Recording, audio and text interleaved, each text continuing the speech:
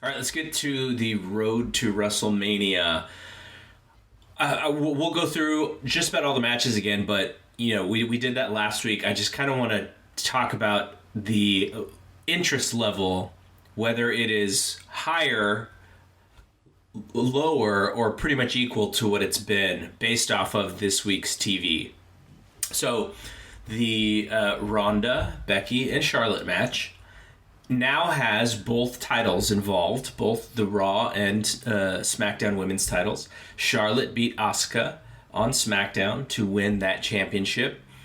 And it looks like Asuka's not going to have the match that she was defending her title against probably Mandy Rose at WrestleMania. So now that they have added a title to this match, another title, seemingly to make it more important than ever, and they did the big promotion on Monday saying that it's going to be the main event.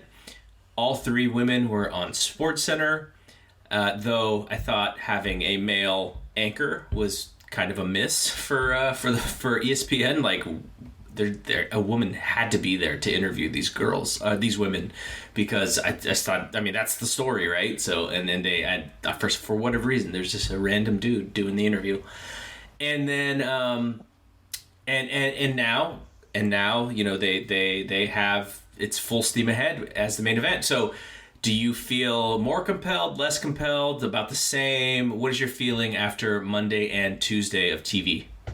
About the same. I feel like Becky's losing steam. Every show, I feel like just some steam lost on her. Like, something about her, like, just the way they have her promos, the way they book a character lately. Just, I think some steam has getting on Charlotte, though. She had a really great match with Asuka. It was definitely a shocking twist to the story. Like, I don't think a lot of people expected that. It kind of, came out of nowhere as they wanted it to, and definitely newsworthy. I find it funny. There's this outrage about Asuka and how they treat her, and her not having her match, and boo her, and it sucks for her. You got to understand, people. The focus is on Charlotte, Ronda, Becky. Okay, their job is to make that match as the most important, the most thing you want to see the most. That is the true main event of this WrestleMania. And unfortunately, yes, the match with Asuka got sacrificed. It sucks for them, but they're going to be okay. They're going to get a really good WrestleMania payoff. They're going to wrestle probably in that battle royal, unless they decide to still do the three-way. Asuka should smoke everyone in that battle royal. She should be really pissed off and just kill everyone. I would think they're going to put her up for that battle royal now. Just to give, it doesn't matter who wins that battle royal, but it'd be nice to have her win it, because then she can have something to say, I want to win, that can challenge for a title, get a rematch and stuff like that. So, but what do you think of the match? I thought the match was great on SmackDown. That match is really good. I liked a lot of it. The comparison to the WrestleMania match was just kind of in the back of my mind, because I just recently rewatched that match, the WrestleMania one, and that match was so good. And this was a TV version of a good match, so not as good obviously as the WrestleMania match, but I thought it was fine. I know when I was talking to Big Dave, he thought it was pretty sloppy at times, but I liked some of the creativity. I liked, Charlotte doing the moonsault and misses and falls into the rear naked choke. And when they do stuff like that, the transition stuff like that, I think is always great. But yeah, I was surprised that she made her tap, though. I was really surprised that they did that.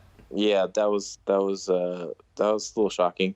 But I kind of thought it was interesting too when Charlotte comes out, not that big of a reaction from this crowd. And then Asuka comes out. There's a reaction. It's a decent reaction, but nothing big. They announced a talent match. Decent reaction, but they really got those fans into it by the end. Yeah, that was really cool. Yep. Yeah, and I will say I'm so fond of how Ronda is pissing the hardcore wrestling fans off that I am just so into this match. So they do the beat the clock challenge, and I'm a part of another Facebook group with some other friends, and there's a couple guys who are really fired up about Ronda and Becky and Charlotte. Like, they really have thoughts and passionate, like, opinions about what's going on.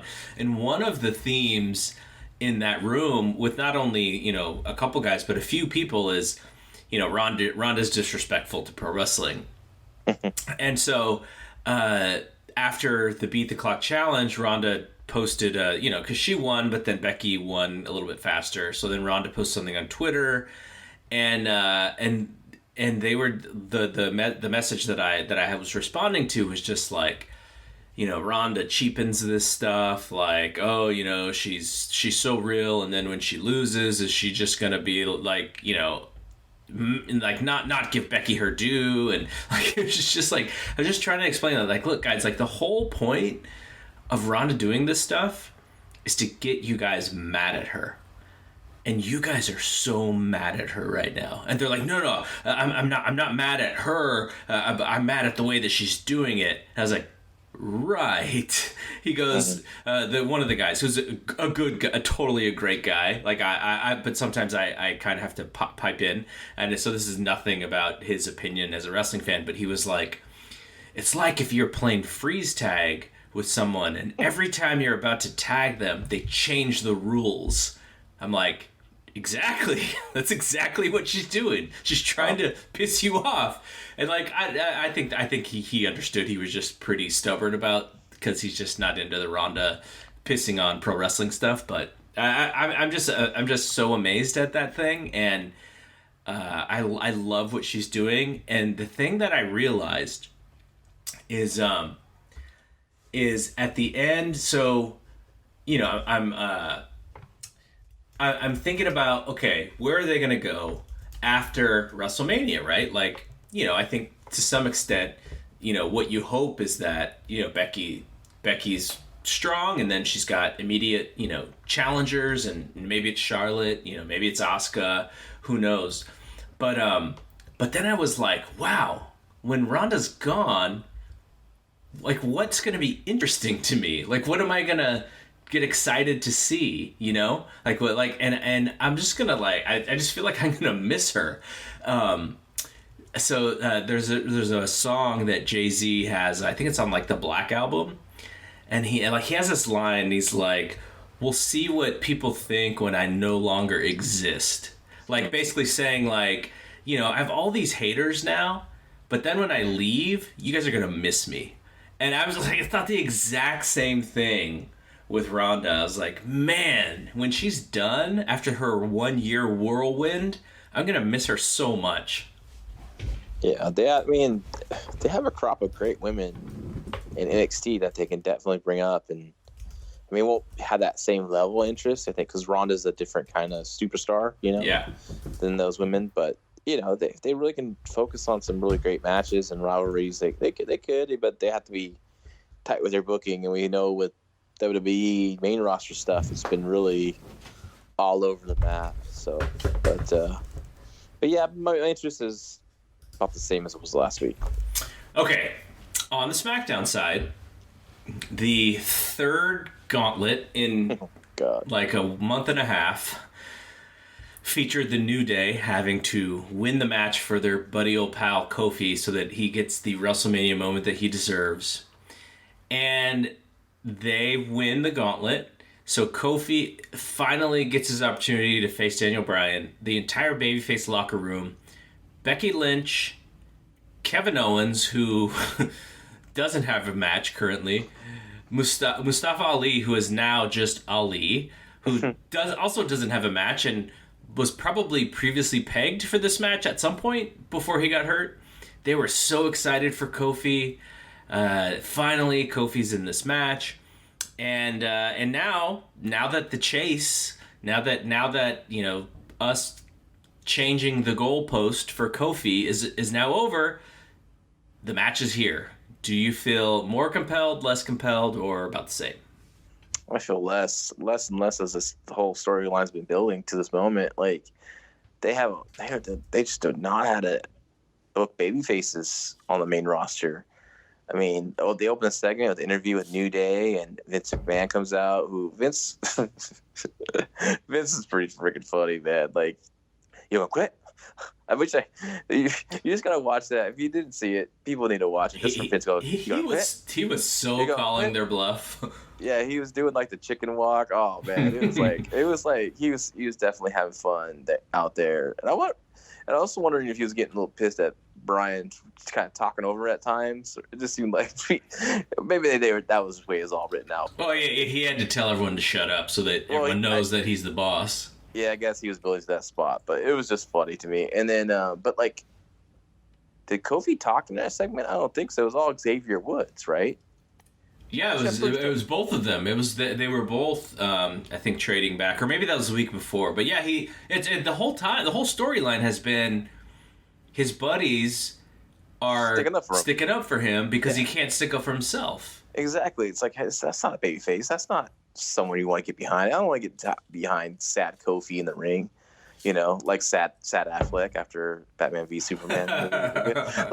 Like it's just like he was just like sad Kofi just sitting there, and Vince McMahon's talking through him to Xavier Woods and Big E, and then the buddies have to win this gauntlet to get their buddy into the main event. It's just so ass backwards. Yeah, and I'm sure they're gonna have a really good match because you know Kofi's good and Brian's great, and Brian always figures out a way to have a great match with anyone. So like, you know, if they have their time, they'll have a great one. But like, I just like my interest level. If it was like 1 to 10, it'd be like out of 1.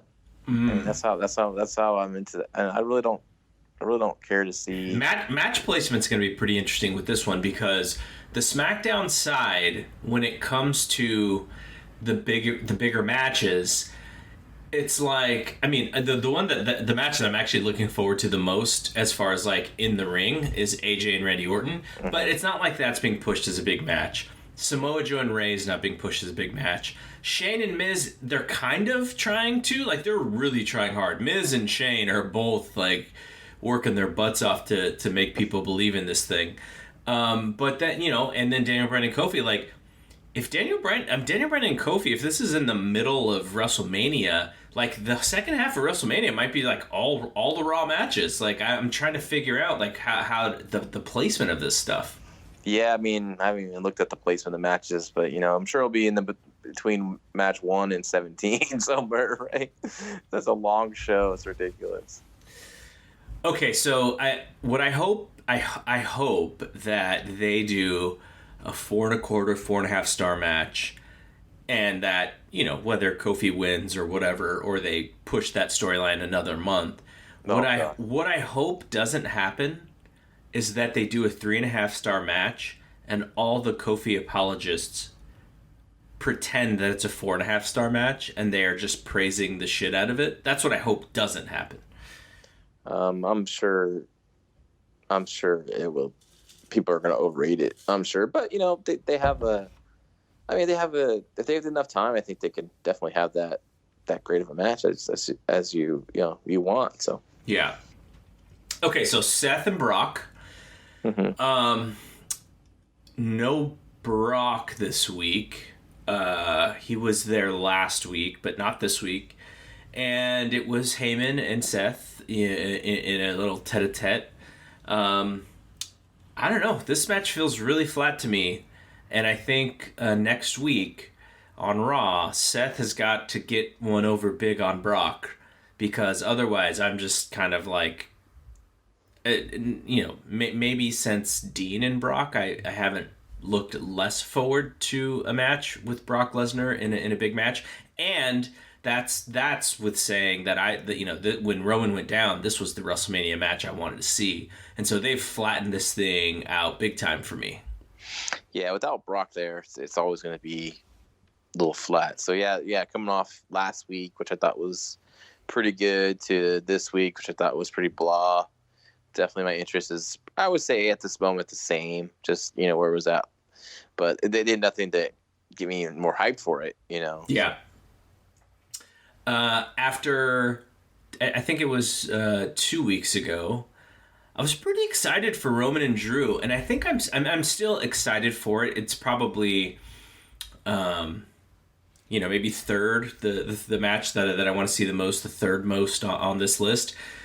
But their in ring Roman's acceptance of everything, like the fans just did not get behind it at all. I was a little worried that maybe the bloom is already off the rose on Roman. Like I hope not, because I think he still has a very compelling story to tell, and he was on First Take this week as well. So he was on ESPN, got some nice coverage. But it just didn't, whatever it was, and I love both of these guys, but whatever it was, the fans did not react when they did their little thing. Yeah, it was a tough crowd that night, but it was also, they weren't getting a lot. They weren't giving a lot, on the show, so they could have been just at a wrong time, But then again, that's no excuse if you have, if you're over enough, people will be reacting, right? I think they're doing a good job with Drew, though. I mean, they're really trying to build him up big, and I hope he wins at WrestleMania. I think it's okay for Roman to lose. It's his first big singles match back, coming back from injury or coming back from illness, and you can definitely play that up. Like he was rusty, he wasn't ready. Maybe he came back too soon. Blah blah blah. Just kind of give him that kind of like out. But at the same time, you're giving Drew a big win, and God, I really would like to see Brock retain Drew in here and just have that Drew versus Brock match. I would love to see that, because Roman chasing Brock is just such an old story. Yeah. That ship has sailed. I think I said the same thing last week. Like, I think it'd be cool if it was Drew who got the big win over Brock, and have him being the one that Roman chases. I think that would be a better story, in my opinion. Triple H cut one of the worst promos I've seen him cut, I think, on Monday, and nobody. I don't know if people didn't feel the same as me, but I didn't see as many people as negative on it as I was, but he was pandering. He was trying to make jokes, Spice Girls jokes that everyone made on Tuesday of last week, so it was already old by the time that he made it. He didn't believe in the stipulations that supposedly Batista wanted, and it wasn't effective because we didn't see Batista ask for it. This career on the line thing. The career on the line makes zero sense. As I was just like, God, who is anyone backstage watching what's going on? Because I have so little interest in this match now, and I was so excited to see Hollywood Dave Batista, and now I'm just, I don't really care about this match at all anymore. Yeah, I'm definitely on a zero with it, and just that promo did nothing. I mean, I was like zoning out during it. Like, I was kind of like, my mind was wandering. I just wasn't feeling like I'm already over it. I think a lot of it is that it's just such a forced storyline, and I think the crowd knows it's forced, and they're just trying to throw some extra match on, like on Mania. I think it's going to be something special, but to me, it's not. It's curious what they're going to do in it. It's going to be a lot of smoke and mirrors, of course. You know what I'm going to watch? I'm just going to throw this out there. I'm going to watch Batista versus The Undertaker WrestleMania. Just throwing it out there. Is that 24? WrestleMania 24? Yeah. Yeah, that was a good match. That was when Batista and Taker were all fired up because they didn't get to be the main event of the show. Yeah. It's definitely going to watch that before we head out to New York. Definitely, it was a very memorable match. But I was thinking about Batista's WrestleMania matches. I know he had that really big match with Triple H. The build was, I don't know. I'm trying to remember how good it was. I don't remember being that good. I just remember the build was that great. It was a really great job. Yeah, for sure.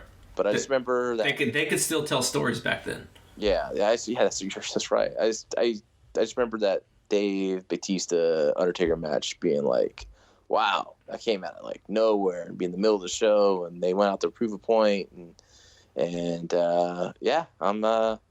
I'm I'm definitely gonna watch that one. So, Kurt Angle against Baron Corbin is still the plan. We don't know what's going on with John Cena.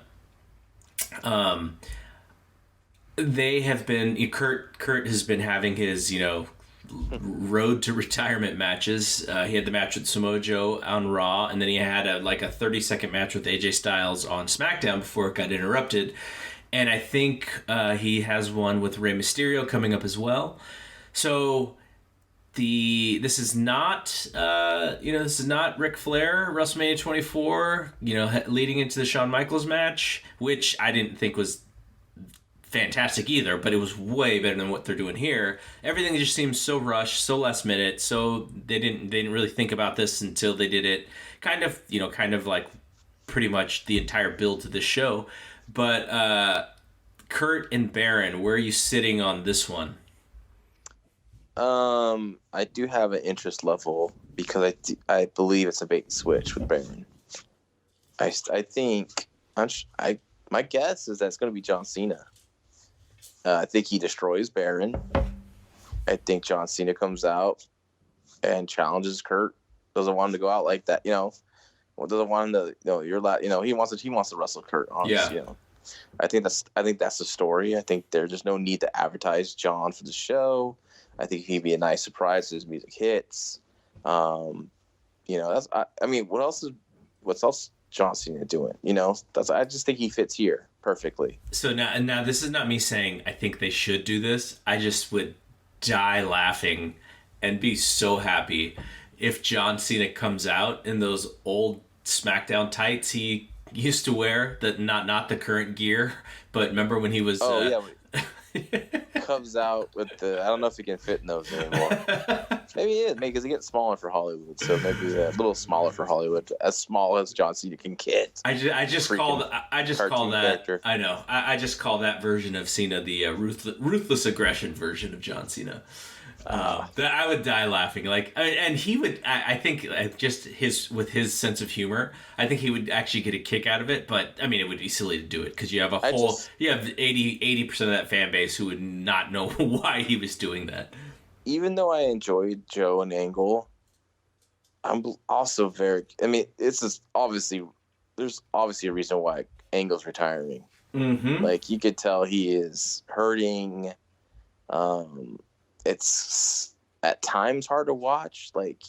He nearly lost him on that Samoan drop. Or not? No, I don't know. Was it AJ or AJ? No? It was Randy. When Randy Orton interfered, then Angle gave him the Angle Slam. Yeah, on the Angle Slam. Yes, thank you. It's that. I've never seen him hit that move like that, bad. He's always so crisp and clean, and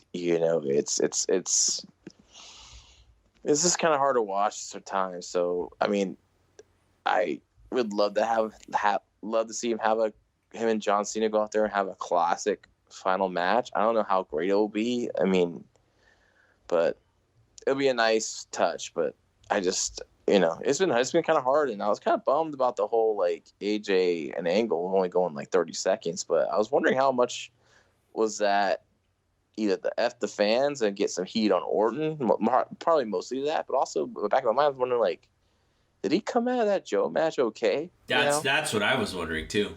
Yeah, so that's what I was wondering as well, and I saw that, but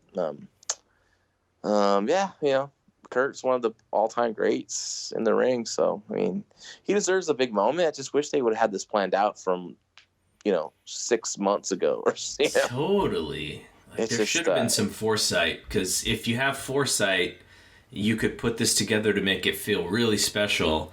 Yeah, this whole tour thing, his list, he could have had the quote unquote Cody Rhodes list, right? These are the guys I want to wrestle, and you could have guys wrestling each other to honor to wrestle him, to get us, or something like that. You could do a lot of cool stuff to make it that important. But I don't know, maybe Vince doesn't see Kurt that way. He left, and there's some. I know he's welcome back, and he's back in the fold. But Vince, does he still hold some stuff against? You know what I mean?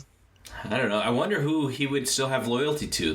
the Undertaker seemingly is still taking the Starcast booking, and so I don't know. It's rough right now. Undertaker and Vince still loyal to each other, brother. That's what I'm saying. Still what? They're still loyal to each other. I'm sure they are, but I'm sure it hurt Vince's feelings that if Undertaker does this Starcast thing. Insignificant. Don't worry, man. It'll be fine. I think he's gonna wrestle again at some point. So, I mean, at least they're gonna be working together.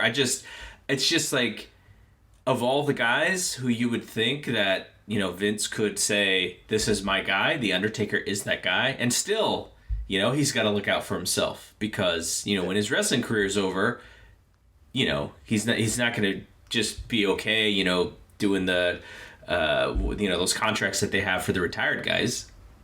Yeah, maybe in AEW's eyes, the fans of AEW, like, it's Undertaker at Starcast is like this big coup, but I think Vince is like, yeah, go get your money, man. Right? That's what I think. I hope. I mean, I hope he would understand, but I don't know. Okay, so Lashley and Balor, the only thing I have to say about this is why. It's because the Demon's going to come out and beat Bobby Lashley. The Demon is going to come out in like the second match of the night. Yeah. And maybe even on the pre-show, like it's like, why can we not have this match, and can we have these guys in the Battle Royal, and then they're the last two guys in the Battle Royal, and they whatever, and then you build towards next month when you can actually do the Demon in the second match from the top, and it means something. Yeah, I 100% agree. I still say they should, even though like the Battle Royal is just like, hey, get everyone on the card, extra people on the card, the spot on the WrestleMania Battle Royal. Like, it shouldn't be like that. It should be that, but also should have some more importance. Like, put some bigger, quote unquote, names on there. Make it important. Make it, like I said, make the Final Four, when it's because the Final Four, like, make it something special. Make it have some kind of special stip where the winner gets a title shot. Like, and so you don't have to have like 25 matches. You can. It's okay to throw those guys in that Battle Royal, and you could do storylines out of that Battle Royal for future stuff. Like, there's so much you could do with the Battle Royal. It's ridiculous, and people usually usually it's just random just to get guys on the show. Even on the indie level, we see that all the time, and I just use it for something important. Of course, now they're using it for the shtick with Strowman and the SNL guys, but I agree with you. But I think this is what I think is going to happen. And it's kind of funny. The Demon's going to destroy Lashley, win the title, and on Raw, Lashley's going to destroy Finn Balor for the title. That's funny. Okay, let's move to the SmackDown side quickly. Shane and Miz. I've been lukewarm on this match because I liked them so much as a tag team. I was getting a kick out of their goofy tag team, and now they're doing the match. The thing that I'll say is, I said this earlier, is they are trying really hard. The Miz is trying so hard to cut these babyface promos that are emotional and passionate. Now, whether or not they're working, for me, they're not necessarily working, but I actually like. I like his desire in these promos. Shane is playing a great dick, and he had his barricade of jobbers out there, and it sucks to say jobbers because Sanity is in there and guys like that, but that's what it looked like on TV, and then the problem is that I know that these guys are going to have a match. And when it comes to actual wrestling, they are two of my least favorite guys to watch matches with. I'll give Miz credit for last year's match, the triple threat with Rollins and Balor. But, he was going to have a good match with those guys. Him having to kind of carry this thing, I think it's probably going to be really bad. But, we always say the same thing about the smoke and mirrors. They're gonna make it as entertaining as humanly possible. I just don't really want to see it. So I'm pretty flat on this one, but I will give them credit for, working really hard to try and get people into it. Yeah, I'm not into it at all. I don't buy the Miz as this ass kicking baby face, like, kicking ass to all the security guards and everything. And I think Shane is he's a natural baby face. Like, I think I'm not a big fan of his heel shtick right now. I just don't believe it. I don't think the fans really believe it. Like, I think they really messed up, but just because I know they want to get to this point, a singles match needs to. For Mania, I think they should have called an audible, because them together as a team was pretty entertaining. And then once they broke them up, like we predicted, they lost all that interest in them has just been gone. So AJ and Randy, like I said, I'm looking most forward to this as an in-ring, not necessarily from a storyline perspective, but just I can't wait to see these guys have a match, and thus my heat index is high on it, though they haven't really done a lot to build the story. I expect them to do so a little bit more on the Go Home SmackDown. But I almost feel like the fact that they're not telling like this long story means that they're not killing my desire to watch this match, so that's probably a good thing. I don't think they're going to get the time you think. I think their time's going to be disappointing. I think it's just step one of their story. When it comes to the matches part of the story, I think this is just step one of 3, most likely. So I don't expect them to get a lot of time in this one. I like these guys a lot. I just in the back of my mind thinking they're not going to get the time that I know they had the time. They had 15 to 20 minutes. They could have a really killer match. I don't think they're going to get that. So I'm interested in it, but not that high. Samoa Joe and Ray with Dominic cutting promos for him on TV. Snow? If this was Snow, because of his hair. Informer, man. Yeah. If this was Ray and Andrade, I would be so into this match.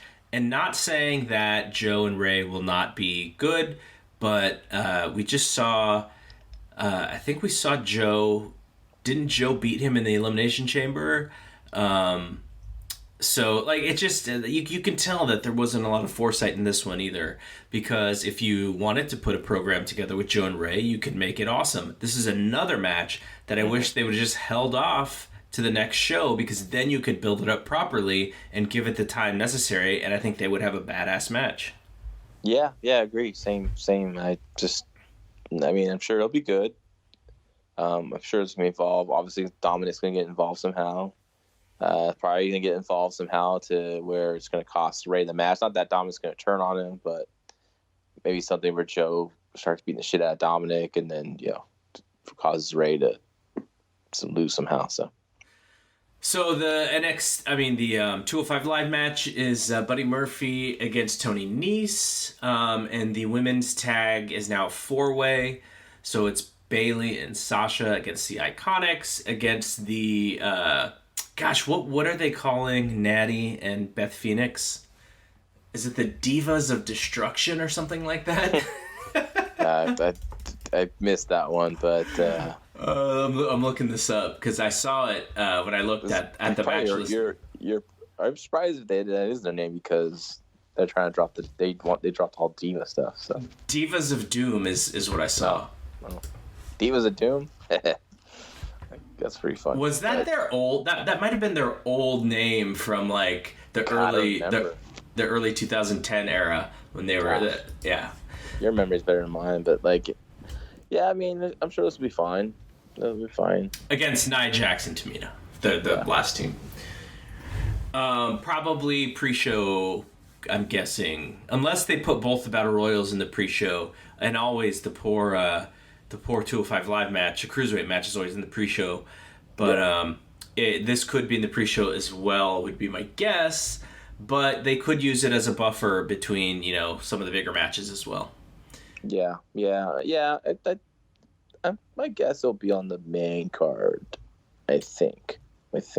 So they will have an Andre the Giant, and I think they are still going to have a women's battle royal, so those matches will be there as well. And I think So there would be one. Is there a SmackDown tag title match? I'm assuming with the Usos. I think there'll be Usos will be on. I'm guessing the New Day will be in that. Yeah. Baby Rusev and Nakamura, maybe Aleister Black and Ricochet, maybe, or something like that. Another 4-way. Yeah. Big totally. On 4-ways. So the only other thing I want to just quickly talk about is starting either Sunday or Monday. I may post the Sunday as the introduction. The Fight Game Blog website / Fight Game Media, still in transition to Fight Game Media. We are posting a top 35 matches in WrestleMania history, and that will be basically 10 matches in 3 posts, and then once we get to the top 5, it'll be its own post. So 4 posts plus an introduction, and those will go up all next week leading into WrestleMania. So I haven't exactly done all the tabulations, but almost all the votes, almost all the star ratings are in. And I'll even give you the names of the folks who are voting. So obviously, Doohan and Alan 4L, who have done this with me in the past, myself, Cadillac Dawn from our website, Ryan Pike, Chris. People would know Chris as the toy figures guy and the Saved by the Bell guy. He named his son Zach. Corey and Paul from Wrestling Observer, and then Chris Aiken, who you mentioned, who is the big lucha guy. So all of those folks have we had about, let's see, we had about over 65 matches to rate, and so then we're going to break down the 65 to 35, and then that will be the lists that I will start posting early next week. So every day of next week, which is going to be tough because we are going to be in New York, so I'm going to have to work pretty hard this weekend to get that stuff ready to schedule and to get put out there. So that stuff will be up next week, and we can chit chat about it. If we get to, I think we're going to still try and do our show next week in New York. We'll have to find some time to do it, but maybe we'll be able to bring on some special guests too. So that is the road to WrestleMania.